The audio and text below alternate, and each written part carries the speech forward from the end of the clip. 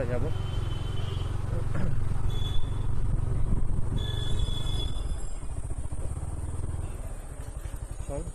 ওই তো গেছে সামনে।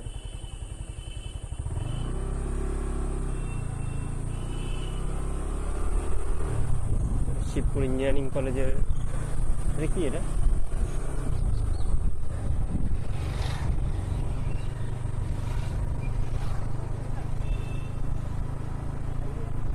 ওই তো সামনে ওটা দেখতে পাচ্ছি।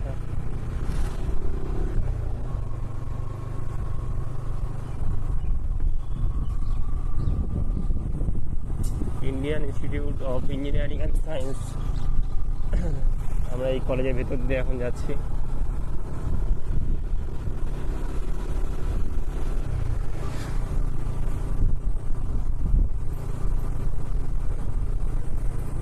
এই রাস্তাটা আমরা চিনতাম না, এখানকার লোকাল ভাইদের মাধ্যমে চিনলাম, না হলে এখান দিয়ে যাওয়া হতো না, আমাদেরকে অনেকটা ঘুরে যেতে হতো। বাদিকে বাদিকে বাদিকে গেছে না, বাদিকে নাম দিয়ে গেছে বাদিকে,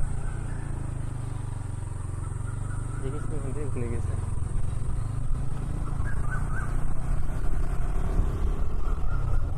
দেখা যাক গঙ্গার ঘাট কত দূর। এই চারিদিকের পরিবেশটা এত সুন্দর। এখানে কলেজ ক্যাম্পাস, হোস্টেল ক্যাম্পাস, এখানে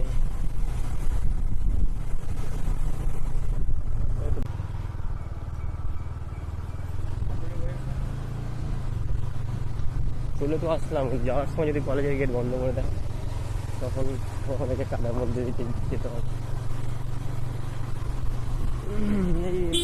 ক্রিকেট খেলছে, রাস্তার পিচ ক্রিকেট পিচ হয়ে গেছে। শিক্ষিত ঘাট, যেখানে আসার জন্য আমরা এতটা কষ্ট করলাম, এত অফ রোডিং, এত জ্যাম রাস্তা। এখানে আসার পরে সব এক্সপিরিয়েন্স, বাজে অভিজ্ঞতা সব দূর হয়ে যায়, ভুলে যায়।